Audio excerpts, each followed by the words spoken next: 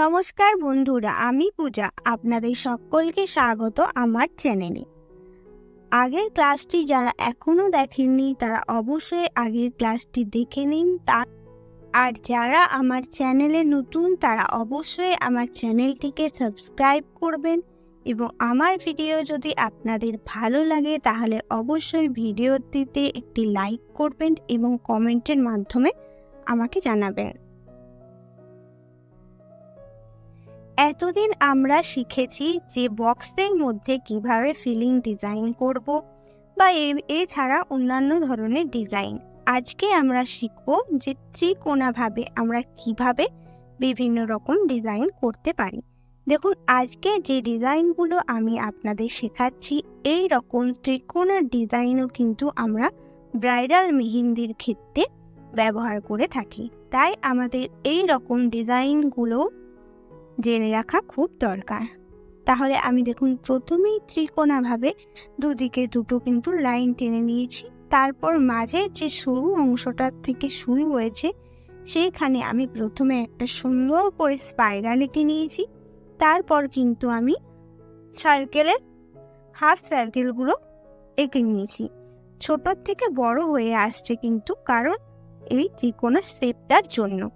প্রথম দিকটা সরু এবং পরে যত বাইরের দিকে আসছে তত কিন্তু ডিজাইনগুলো চওড়া হচ্ছে। দেখুন, এইখানে আমি যে ডিজাইনটা এঁকেছি এই ডিজাইনগুলো কিন্তু আমাদের শেখা ডিজাইন। শুধু পরপর কোনটার পর কোনটা আমরা করতে পারি সেটা একটু ভেবে নিয়ে আমাদের কিন্তু ডিজাইনগুলো করতে হবে। তাহলে আপনারা আগে ভালোভাবে ডিজাইনগুলো লক্ষ্য করুন, তারপর সুন্দরভাবে খাতায় বেশি বেশি করে প্র্যাকটিস করুন। তাহলেই আপনাদের আর কোনো প্রবলেম থাকবে না। দেখুন, এইবার আমরা কিছুটা ছেড়ে সুন্দর করে কয়েকটি স্পাইরাল এঁকে নিচ্ছি। একটা স্পাইরাল আঁকার পর কিছুটা গ্যাপ দিয়ে আমরা আবার কিন্তু সুন্দর করে একটা স্পাইরাল এঁকে নিচ্ছি। দেখুন, আমি যে স্পাইরালটা আঁকছি সেটা কিন্তু একটা রাউন্ড দিয়ে আরেকটা টেনে মাঝখানে শুধুমাত্র একটা গোল দিচ্ছি। আমি যে অনেকবার ঘুরিয়ে স্পাইরালটা আঁকছি সেটা কিন্তু নয়, আমি কিন্তু ছোট্ট ছোট্ট করে পাক দিয়ে স্পাইরালটা আঁকছি। তাহলে আমাদের সুন্দর করে স্পাইরাল আঁকা হয়ে গেছে। এইবার মাঝের যে অংশগুলো গ্যাপ ছিল সেই অংশগুলোতে আমি সুন্দর করে পাতার ডিজাইন করছি। মানে প্রথমে ডট এঁকে পেছন দিক থেকে আমি টেনে দিচ্ছি। তাহলেই দেখুন স্পাইরালের মাঝের যে গ্যাপগুলো ছিল সেই গ্যাপগুলো কিন্তু এখানে ভর্তি হয়ে গেল। তারপর দুটো পাতার মাঝের অংশে আমরা কিন্তু আরেক রকমের পাতার ডিজাইন এঁকে নিচ্ছি। তাহলেই কিন্তু ডিজাইনটা সুন্দরভাবে এখানে শেষ হচ্ছে। এইখানে যদি আমি ফাঁকা দিয়ে দিতাম তাহলে কিন্তু এটা সুন্দরভাবে শেষ হতো না।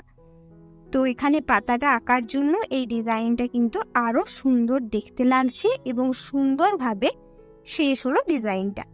তো এইবার পরে আমি আবার দু সাইডে দুটো লাইন টেনে বক্স করে নিলাম এবং সুন্দর করে প্রথমেই আমি দেখুন কোণাতে একটা ডট দিয়েছি এবং আবারও আমি কয়েকটা হাফ সার্কেল এঁকে নিয়েছি এবং মাঝে অংশটা মোটা করে নিয়েছি এবং ডট দেওয়ার পর আবার আমি দুটো লাইন টেনে নিয়েছি।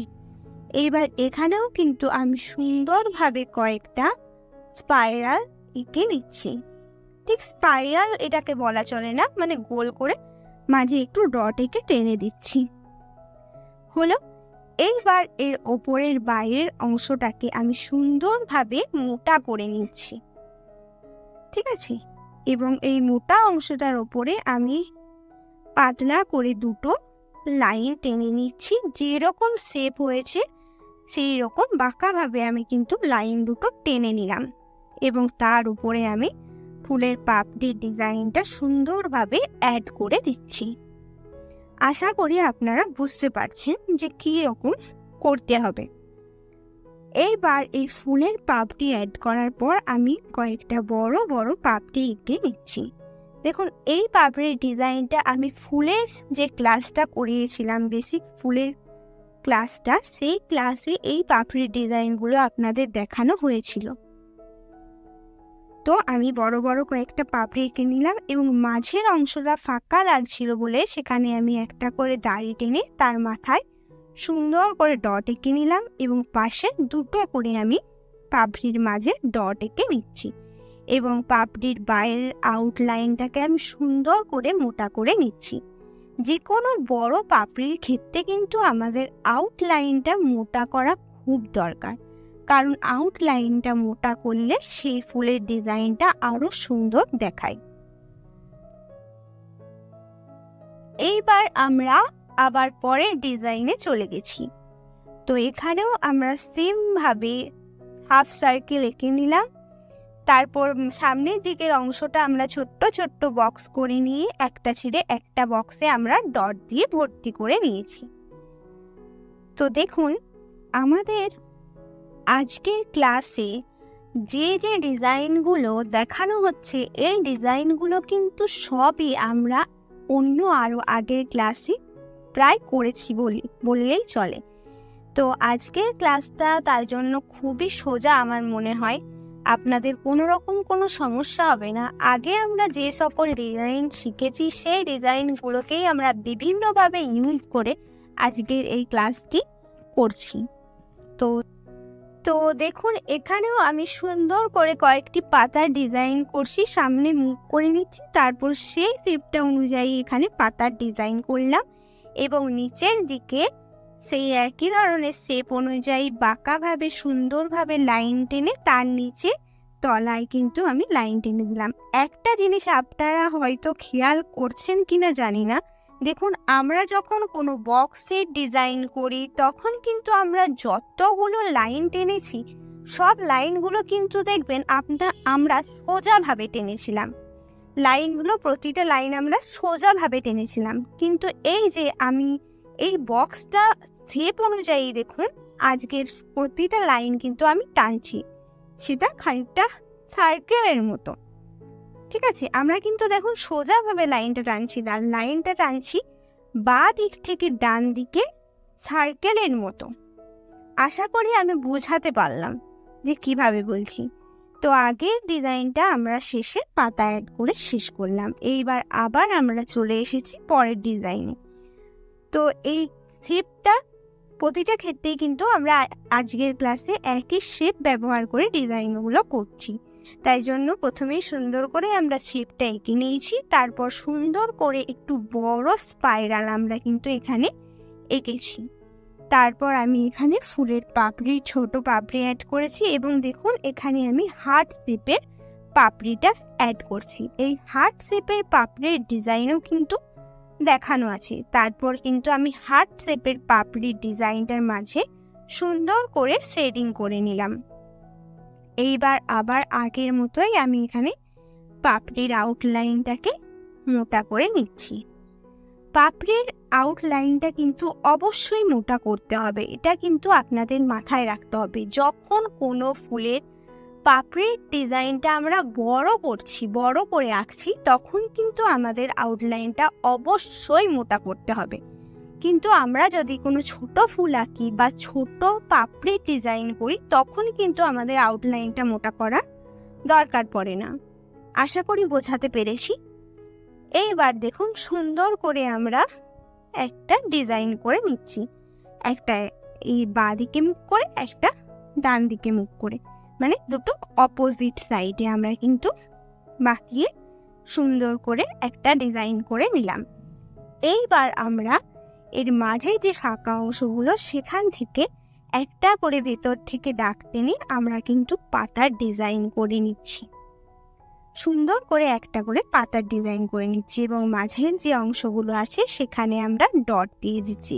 এখানে আমরা 3টি করে ডট ইউজ করছি। প্রথমের ডটটা একটু বড়, তারপর একটা তার থেকে ছোট, তারপর একটা তার থেকে ছোট। এইবার আবার আমরা চলে এসেছি তার পরের ডিজাইনে। তো এখানেও আমরা সুন্দর করে শেপটা করে নিয়েছি। তারপর দেখুন মাঝের অংশটা আমি কিভাবে ফিল আপ করছি। আপনারা কিন্তু খুব মন দিয়ে ডিজাইনগুলো দেখবেন এবং খুব ভালোভাবে খাতায় প্র্যাকটিস করবেন, এবং একবার প্র্যাকটিস করবেন সেটা কিন্তু একদমই নয়, আপনারা একটু বেশি করে খাতায় প্র্যাকটিস করার চেষ্টা করবেন। আপনারা যত বেশি খাতায় প্র্যাকটিস করবেন আপনাদের কিন্তু ডিজাইনটা ঠিক ততটাই ভালো হবে এবং আপনারা খুব তাড়াতাড়ি শিখতে পারবেন। এবং অবশ্যই আগের ক্লাসগুলো শেষ করে তবেই কিন্তু নতুন ক্লাসগুলো করবেন। কেন বলুন তো? কারণ আমি আপনাদের স্টেপ বাই স্টেপ শেখাচ্ছি। আপনি যদি 2 নম্বর ক্লাসটা দেখার পর 12 নম্বর ক্লাসটা দেখেন, তাহলে নিশ্চয়ই আপনারা সেটা ঠিক করে একদমই বুঝতে পারবেন না। তাই আপনারা 2 নম্বর ক্লাসটা করার পর কিন্তু আগে সবগুলো ক্লাস করে তারপর 12 নম্বর ক্লাসটা দেখবেন। মানে আমি বলতে চাইছি আপনারা কিন্তু পরই ক্লাসগুলো করবেন, তবেই কিন্তু আপনারা স্টেপ বাই স্টেপ মেহেন্দির প্রপার জিনিসগুলো শিখতে পারবেন। আপনাদের কোনো রকম কোনো অসুবিধা হবে না, আর কোনো ক্লাস কিন্তু আপনারা বাদ দেবেন না। ঠিক আছে? তো কথা বলতে বলতে আমাদের এই ডিজাইনটাও হয়ে গেল। তো পরের ডিজাইনটা দেখুন। আপনারা এগুলো দেখুন, এগুলো তাহলেই আপনারা করতে পারবেন। আমি কিভাবে করছি সব জিনিসগুলোই আমি খুব ভালোভাবে আপনাদের বুঝিয়ে দিয়েছি। এইবার সেই ডিজাইনগুলোই আমি এখানে বিভিন্ন রকমভাবে অ্যাড করে আপনাদের দেখাচ্ছি। আশা করি আপনাদের কোনো সমস্যা হবে না। সমস্যা হলে অবশ্যই আমায় কমেন্টের মাধ্যমে জানাবেন। আমি পুরো চেষ্টা করব আপনাদের সমস্যাটা সমাধান করার, আবার ভালোভাবে আপনাদের সেই জিনিসটা বুঝিয়ে দেওয়ার চেষ্টা করব। তাই অবশ্যই কোনো অসুবিধা হলে আমাকে কমেন্টের মাধ্যমে জানাবেন। আর আমার ক্লাস যদি আপনাদের ভালো লাগে তাহলেও আমাকে কমেন্টের মাধ্যমে জানাতে পারেন যে আমার ক্লাস আপনাদের ভালো লাগছে। তো এখানে সুন্দরভাবে আমি ফুলের পাপড়ির শেপ এঁকে নিলাম। এইবার দেখুন আমি এখানে সার্কেল এঁকে তার চারিদিকে সেই ছোট্ট ছোট্ট গোলাপ আঁকা আমি আপনাদের শিখিয়েছিলাম, সেই গোলাপের বাইরের দিকটা আমি কিন্তু এখানে অ্যাড করলাম। ঠিক আছে? বাইরের যে পাপড়িগুলো আছে এখানে সার্কেল আঁকলাম এবং 3 দিকে গোলাপের পাপড়ি আমি অ্যাড করে দিলাম, এবং মাঝের সার্কেলগুলোতে আমি ছোট্ট ছোট্ট করে ডট এঁকে ভর্তি করে দিলাম। এইবার এখানেও আমি সুন্দর করে কয়েকটা পাতার ডিজাইন করে দিচ্ছি। ফাঁকা লাগছিল তো, আর মাঝে আমি পাতা না করে এখানে আমি ছোট্ট ছোট্ট ডট এঁকে ডিজাইনটা কমপ্লিট করে দিলাম। আশা করি আজকের ক্লাসটায় আপনাদের কোনো রকম কোনো সমস্যা নেই। তো আজকের ক্লাসটা আমি এখানেই শেষ করছি। তো এই প্রতিটা ডিজাইন আপনারা খুব ভালোভাবে প্র্যাকটিস করুন, তাহলেই দেখবেন আপনারা খুব সুন্দরভাবে মেহেন্দি ডিজাইন করতে পারছেন। আর যারা আমার চ্যানেলটি এখনও সাবস্ক্রাইব করেনি তারা অবশ্যই আমার চ্যানেলটিকে সাবস্ক্রাইব করবেন এবং ভিডিওটি লাইক করবেন। ধন্যবাদ সকল।